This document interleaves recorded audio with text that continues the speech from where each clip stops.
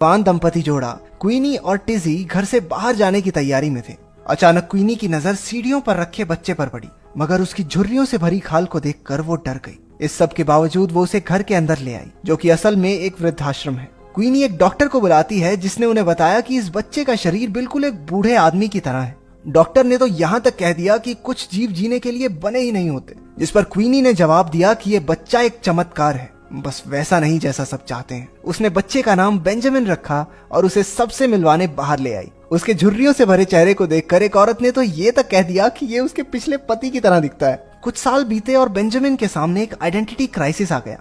वो समझ ही नहीं पाता कि वो बाकी सब की तरह एक बूढ़ा आदमी है या एक बच्चा। गुजरते समय के साथ हर रोज कोई ना कोई वृद्धाश्रम में मरने लगा, लेकिन न जाने कैसे बेंजामिन का शरीर दिन प दिन जवान होता जा रहा था। उसकी छाती और काखों में बाल उगने लगे और छोटा बेंजामिन जो हमेशा बैठा रहता था वो भी उठ खड़ा हुआ। एक दिन उसकी नजर वहां रहने वाली एक औरत की पोती डेजी पर पड़ी, जिसे देखते ही उसे प्यार हो गया। डायरी में इस बात को पढ़कर कैरोलाइन ने अपनी माँ का हाथ पकड़ा और कहा कि क्या वो जानती हैं कि बेंजामिन पहली नजर में ही उनसे प्यार कर बैठा था। उसकी माँ ने उसे कहानी आगे पढ़ने को कहा। बेंजामिन और डेजी की दोस्ती बढ़ने लगी। एक रात डेजी ने बेंजामिन को उठाकर पूछा, तुम बाकी सब जैसे नहीं हो, है ना? मैं उतना भी बूढ़ा नहीं जितना दिखाई देता हूँ, बेंजामिन ने जवाब दिया। इतने में डेजी की दादी वहां आ गई। उसने बेंजामिन से कहा कि उसे शर्म आनी चाहिए ऐसी घटिया हरकत करते हुए। बेंजामिन बहुत दुखी हो गया, पर फिर उसकी माँ ने उसे समझाया कि दुनिया में हर कोई उसे समझ नहीं पाएगा। कुछ दिनों बाद बेंजामिन एक जहाज पर काम करने लगा। बातचीत के दौरान जहाज के कप्तान को पता चला कि बेंजामिन अभी तक एक वर्जिन है। उसकी ये बात सुनकर कैप्टन माइक को बहुत बड़ा धक्का लगा और वो कहता है कि बेंजामिन का ये स्टेटस तो वो बदल के रहेगा। अगले दिन दोनों एक कोठे पर गए जहां कोई भी लड़की बेंजामिन के साथ नहीं करना चाहती, लेकिन कुछ देर बाद एक लड़की मान गई और सबको पता चला कि हमारे बेंजामिन भैया तो छोटा पैकेट बड़ा धमाका है बे। डेजी फिर से अपनी दादी से मिलने वृद्धाश्रम आई। अब वो थोड़ी और बड़ी हो गई थी। इस बार बेंजामिन ने डेजी को उठाया और उसे जहाज पर ले गया। उन दोनों ने एक साथ प्यार भरा समय बिताया और नजारों के मजे लूटे। कुछ दिनों बाद बेंजामिन कैप्टन माइक के साथ एक बहुत बड़े समुद्री सफर पर निकल गया।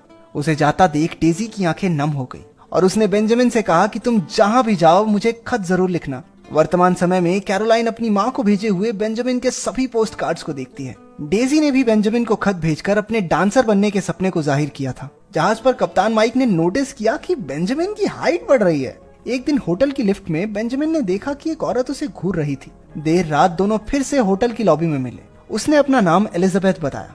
बातों बातों में पता चला कि वो इंग्लिश चैनल को तैर कर पार करने वाली पहली औरत बनना चाहती थी। उन दोनों की दोस्ती ने जल्द ही प्यार का रूप ले लिया। बेंजामिन ने इस बारे में डेजी को खत भी लिखा, जिसे पढ़कर वो उदास हो गई। एक दिन बेंजामिन को एलिजाबेथ होटल की लॉबी में नहीं मिली। उसने उसे होटल में हर जगह ढूंढा, फिर उसका इंतजार करता करता वहीं सो गया। लेकिन जब उसके उठने पर भी एलिजाबेथ वहां पर नहीं थी, तो वो समझ गया कि वो उसे छोड़कर जा चुकी है। बेंजामिन को बार में कैप्टन माइक और उसके बाकी साथी मिले। कैप्टन सबको बताता है कि जापानियों के पर्ल हार्बर पर किए हमले की वजह से इमरजेंसी में उन्हें भी नेवी में भर्ती होना पड़ेगा। जो युद्ध में भाग नहीं लेना चाहता वो जहाज पर अपना काम छोड़कर जा सकता है, जिस पर बावर्ची ने जहाज को छोड़ने का फैसला लिया और बेंजामिन उसकी जगह फिर से जहाज पर काम करने लगा। जहाज पर सभी अपने काम को अच्छे से निभाते हैं। नेवी का हिस्सा होने के बावजूद उन्हें हिंसा का ज्यादा सामना नहीं करना पड़ा, लेकिन एक दिन युद्ध ने उन्हें ढूंढ ही लिया। समुद्र में उन्हें एक जहाज दिखाई पड़ा जिसे एक टोरपीडो मिसाइल ने बीच से आधा तोड़ दिया था। अचानक उनके सामने पानी के नीचे से एक सबमरीन निकल कर आई। दोनों ओर से बमबारी शुरू हो गई। एक एक करके जहाज में लोग मारे जा रहे थे।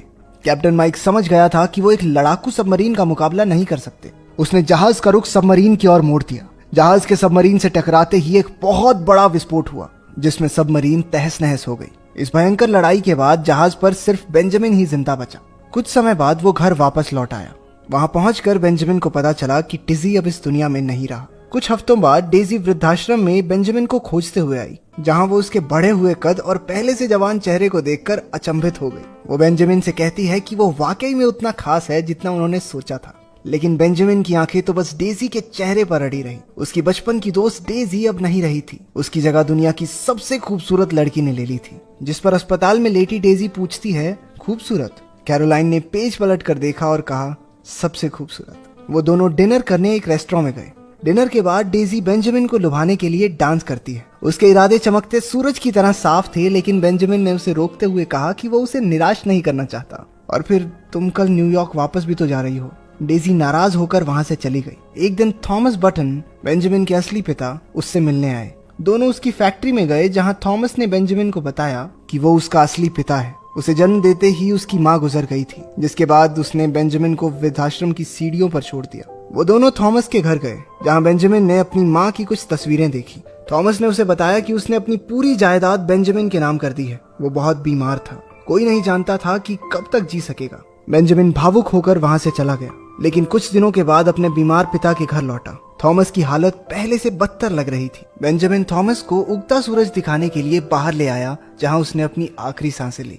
सारी जायदाद बेंजामिन की हो जाने से वो रातों रात अमीर हो गया और डेजी से मिलने न्यूयॉर्क आ गया। बेंजामिन थिएटर के बैक स्टेज एरिया में डेजी से मिला, पर वो उसे देखकर ज्यादा खुश नहीं होती। उसके डिनर के लिए पूछने पर भी डेजी ने मना कर दिया। उसकी जगह उसने बेंजामिन को अपने दोस्तों के साथ एक पार्टी में चलने को कहा, जहाँ पर बेंजामिन डेजी को किसी और लड़के के साथ देखता है। ये देखकर वो वहां से बाहर जाने लगा।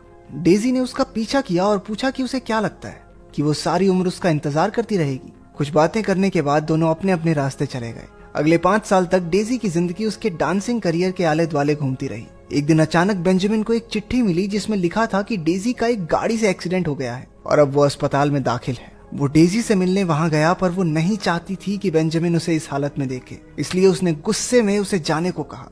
लेकिन ये जरूर नोटिस किया कि बेंजामिन पहले से भी ज्यादा जवान और खूबसूरत हो गया है। दिल टूट जाने के बाद बेंजामिन अपनी कंवारी जिंदगी का पूरा लुत्फ उठाने लगा। उसने कई औरतों के साथ संबंध बनाए, लेकिन डेजी की कमी को कोई पूरा नहीं कर पाई। कुछ सालों बाद डेजी बेंजामिन से मिलने वापस आई। एक दूसरे को देखते ही दोनों सारे गिले शिकवे भूल गए। उन्होंने एक दूसरे के लिए अपने प्यार को बयां किया और आखिरकार एक लंबे सफर पर निकल गए, जिसका वो बेसब्री से इंतजार कर रहे थे। एक बहुत लंबे समय के बाद उन दोनों की जिंदगी में खुशियां ही खुशियां थी। एक दिन जब वो बिस्तर पर लेटे थे तो डेजी ने बेंजामिन से पूछा कि क्या वो उसे तब भी इतना ही प्यार करेगा जब वो बूढ़ी हो जाएगी और उसका खूबसूरत चेहरा झुर्रियों से भर जाएगा।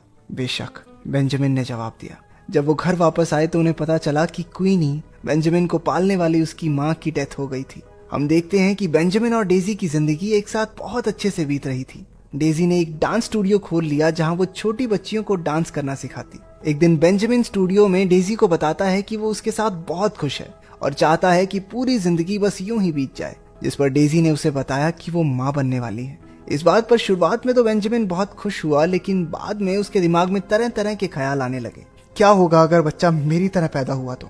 बेंजामिन ने डेजी से पूछा। तो मैं उसे और ज्यादा प्यार करूंगी। ये कहकर डेजी बाथरूम में चली गई और बेंजामिन का ध्यान टीवी पर आया, जहां रिपोर्टर्स इंग्लिश चैनल को तैर कर पार करने वाली सबसे बूढ़ी औरत का इंटरव्यू ले रहे थे। ये महिला कोई और नहीं, एलिजाबेथ थी, और वो कहती है कि सब कुछ मुमकिन है। उसके ये शब्द सुनकर बेंजामिन ने अपनी नकारात्मक ख्यालों की रेल पर ब्रेक लगा दी। उन्हें एक लड़की पैदा हुई जिसका नाम उन्होंने बेंजामिन की माँ के नाम पर रखा, कैरोलाइन। ये मेरे पिता हैं और तुम मुझे ऐसे बता रही हो? कैरोलाइन ने अपनी माँ से पूछा। कुछ सालों बाद बेंजामिन ने डेजी से कहा कि उसे कैरोलाइन के लिए एक काबिल बाप ढूंढना चाहिए, क्योंकि जिस हिसाब से उसकी उम्र घट रही है वो एक बाप होने की अपनी जिम्मेदारी को पूरा नहीं कर सकेगा। बेंजामिन अपनी सारी संपत्ति को बेचकर पैसे एक बैंक अकाउंट में डालकर डेजी और अपनी बेटी के लिए छोड़कर चला गया। कैरोलाइन बेंजामिन की उसके लिए लिखी कुछ चिट्ठियों को पढ़कर भावुक हो जाती है। उसने लिखा था कि काश वो कैरोलाइन के साथ उसकी जिंदगी में एक पिता की तरह रह पाता। डायरी में आगे पता चला कि बेंजामिन ने कुछ साल भारत में भी गुजारे थे। लगभग 12 साल के बाद बेंजामिन वापस लौटा। डेजी उसे देखकर चौंक गई। थोड़ी देर बाद वहां कैरोलाइन और डेजी का नया पति भी आ गए। बेंजामिन ने कैरोलाइन से हाथ मिलाया। वो बहुत कुछ कहना चाहता था लेकिन कह नहीं सका। उस रात डेजी बेंजामिन से मिलने वापस आई और उन दोनों ने कुछ प्यार भरे लम्हे साथ बिताए। सालों बाद एक दिन डेजी को एक फोन आया।